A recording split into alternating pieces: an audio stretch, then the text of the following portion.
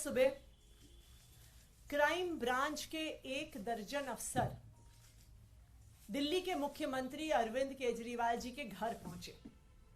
Crime branch का एक तथाकथित नोटिस लेके पहुंचे। कहते हैं कि ये नोटिस हम दिल्ली के मुख्यमंत्री अरविंद केजरीवाल जी के हाथ में ही देंगे। आज सुबह वही आधा दर्जन क्राइम ब्रांच के अफसर मेरे घर पहुंचे। 2-3 घंटे तक वहां पे इंतजार किया। कभी अंदर गए, कभी बाहर गए, कभी घर के पीछे के दरवाजे पे गए, कभी आगे के दरवाजे पे आए। कहते हैं जी क्राइम ब्रांच का नोटिस है और नोटिस सीधा मंत्री जी के हाथ में देंगे।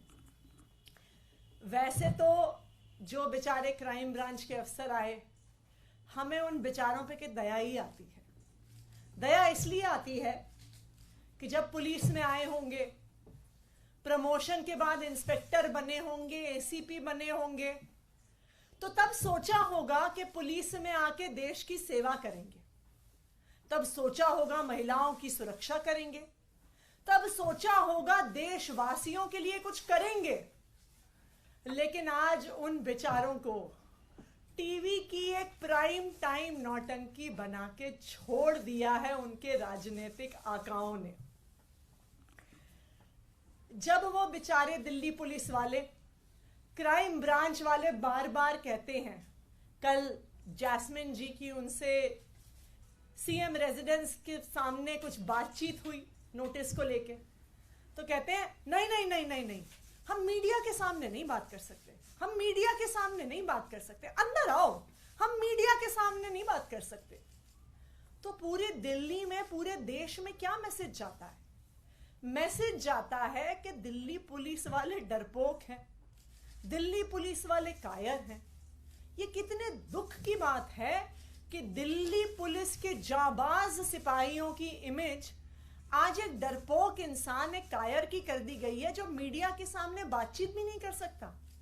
आप ये सोचिए कि दिल्ली के क्रिमिनल्स क्या सोचेंगे कि भाई इन दिल्ली पुलिस वालों से डरना जो 2-4 कैमरामैन से डरते हैं।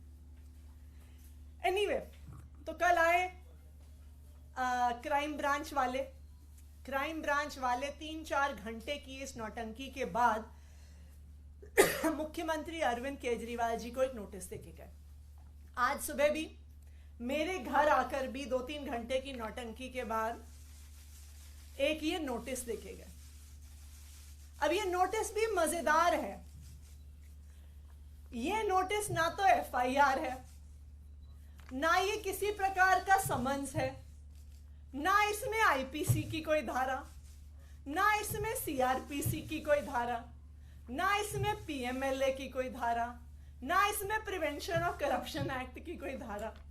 तो कुल मिला के क्राइम ब्रांच 48 घंटे की नौटंकी के बाद मुख्यमंत्री अरविंद केजरीवाल जी और मुझे एक चिट्ठी देके चला गया है, जो वो कह रहे थे कि हम हाथ में ही देंगे। इतनी महत्वपूर्ण चिट्ठी है।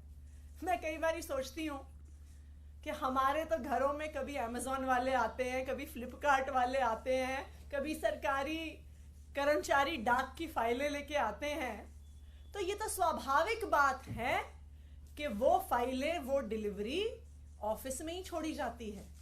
कोई मुख्यमंत्री, कोई मंत्री डाक के डेस्क पे बैठ के चिट्ठी रिसीव करने के लिए नहीं बैठा।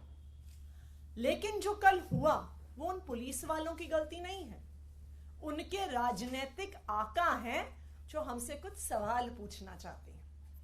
तो वो हमसे पूछना चाहते हैं कि आखिरकार किसने आम आदमी पार्टी के विधायकों को ऑफर दिया। तो मैं दिल्ली पुलिस के राजनीतिक आकाओं को बताना चाहती हूं कि आपको इतनी नौटंकी करने की जरूरत ही नहीं थी। मैं आज प्रेस कॉन्फ्रेंस करके उन सवालों का जवाब दूंगी कि आखिरकार किसने आम आदमी पार्टी के विधायकों को करोड़ों रुपए के ऑफर दिए। वही लोग हैं जिन्होंने 2016 में उत्तराखंड में 9 कांग्रेस के विधायकों को कांग्रेस से तोड़कर बीजेपी में शामिल किया था, जिन लोगों ने उन 9 कांग्रेस के विधायकों को तोड़ा था, उन्होंने ही आम आदमी पार्टी के विधायकों को संपर्क किया। गोवा 2019 जुलाई, जब 14 एमएलए कांग्रेस पार्टी के 17 उनके टोटल विधायक जीत के आए थे, उनके 14 एमएलए कांग्रेस छोड़ के भारतीय जनता पार्टी में चले गए। जो लोग उन 17 कांग्रेस के विधायकों के पास गए थे, वही लोग आम आदमी पार्टी के विधायकों के पास आए। कर्नाटका 2019, मई 2018 में कांग्रेस और जेडीएस की सरकार बनी। एचडी कुमारस्वामी मुख्यमंत्री बने। जुलाई 2019 में कांग्रेस और जेडीएस के 17 विधायक टूटकर भारतीय जनता पार्टी में चले गए। जो लोग उन 17 कांग्रेस और जेडीएस के विधायकों को पैसा ऑफर करने आए थे, धमकियां देने आए थे, वही आम आदमी पार्टी के विधायकों के पास आए। मध्य प्रदेश 2020, कमलनाथ मुख्यमंत्री थे, कांग्रेस की सरकार थी। 22 कांग्रेस के विधायक कांग्रेस छोड़कर, टूटकर भारतीय जनता पार्टी में शामिल हो गए। तो जो उन कांग्रेस के 22 विधायकों को खरीदने आए थे, उनको तोड़ने आए थे, वही आम आदमी पार्टी के विधायकों के पास आए। और लेटेस्ट, जो अभी कुछ ही दिन पहले पूरे देश ने देखा, महाराष्ट्र में नवंबर 2019 में उद्धव ठाकरे महाराष्ट्र के मुख्यमंत्री बने। लेकिन 21 जून 2022 को शिवसेना के नेता एकनाथ शिंदे 11 विधायकों के साथ बंबई से सूरत चले गए और शिवसेना छोड़कर भारतीय जनता पार्टी के साथ मिलकर उन्होंने सरकार बना ली। तो जो लोग एकनाथ शिंदे के साथ साथ 11 विधायकों को तोड़ने आए थे, वही लोग आम आदमी पार्टी के विधायकों को तोड़ने आए। और जो तेलंगाना में हुआ, जो एक स्टिंग के माध्यम से हमने देखा कि कुछ लोग विधायकों को तोड़ने के लिए करोड़ों रुपए कैश लेके घूम रहे थे, वही लोग आम आदमी पार्टी के विधायकों से संपर्क कर रहे हैं। तो मैं क्राइम ब्रांच के राजनीतिक आकाओं को बताना चाहती हूं कि आपको भी पता है कि कौन वो लोग हैं जो पिछले 7-8 साल से एक एक करके ऑपोजिशन की सारी सरकारों को तोड़ रहे हैं। और वही लोग हैं जो आज आम आदमी पार्टी के एमएलए से संपर्क कर रहे हैं। अब मैं जैस्मिन शाह जी से कहूंगी कि वो अपनी बात रखें।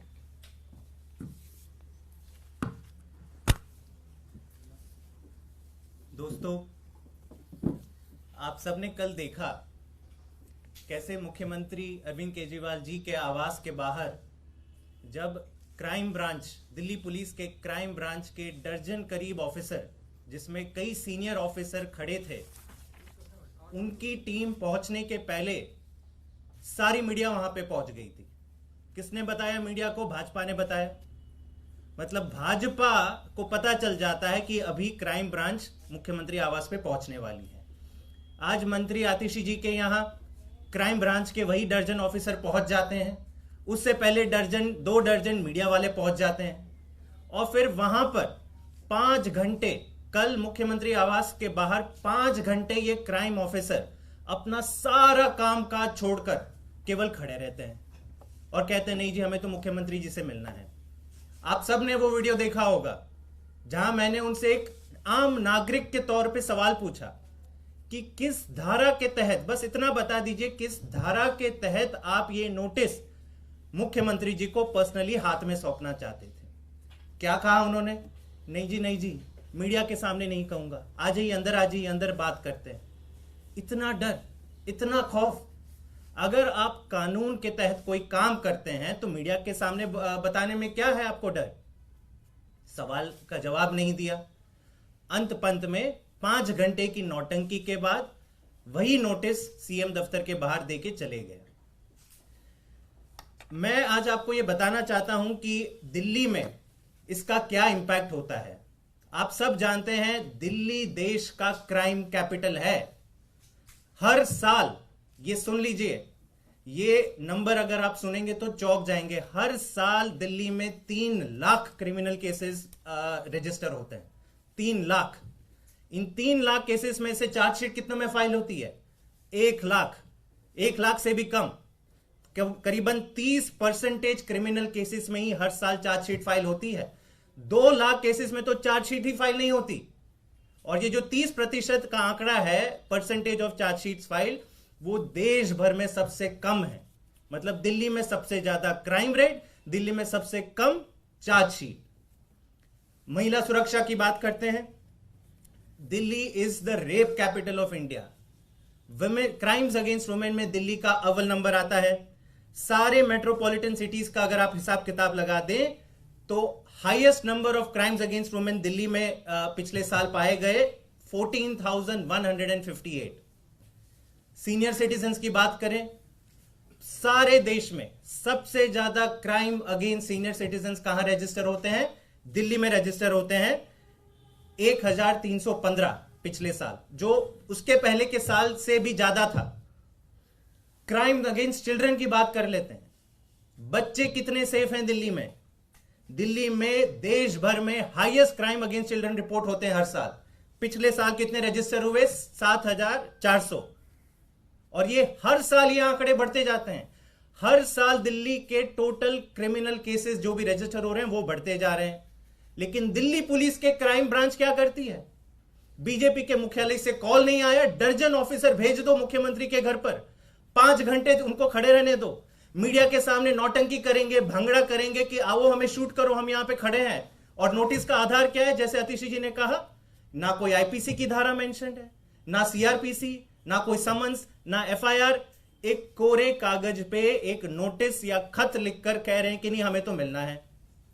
तो क्या मुख्यमंत्री और मंत्री दिल्ली सरकार के सारे अपना कामकाज छोड़ दें, केवल और केवल डाकिया का काम करें कि अपने घर के बाहर खड़े रहे कि आइए दिन भर आइए, जो भी खत लेंगे हम आपको पर्सनली सौंपेंगे?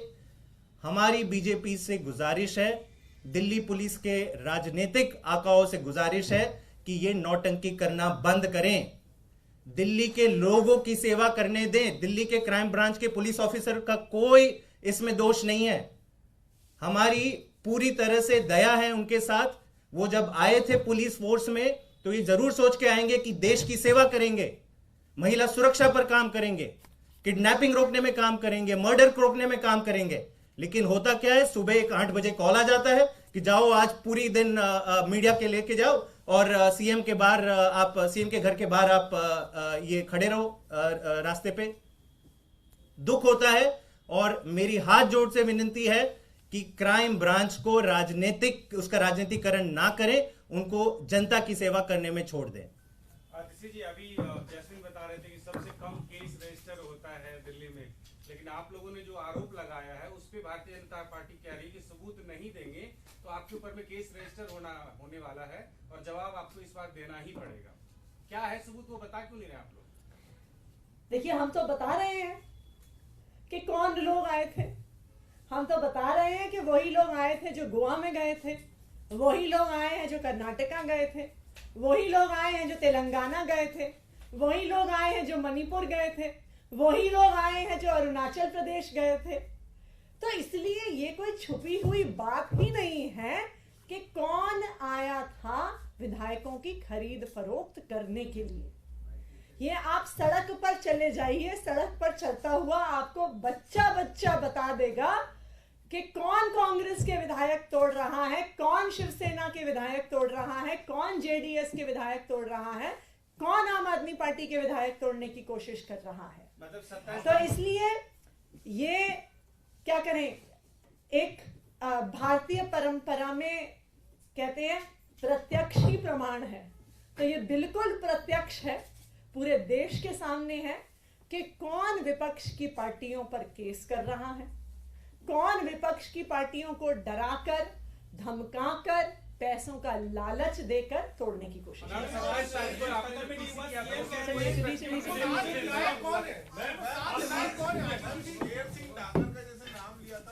लेंगे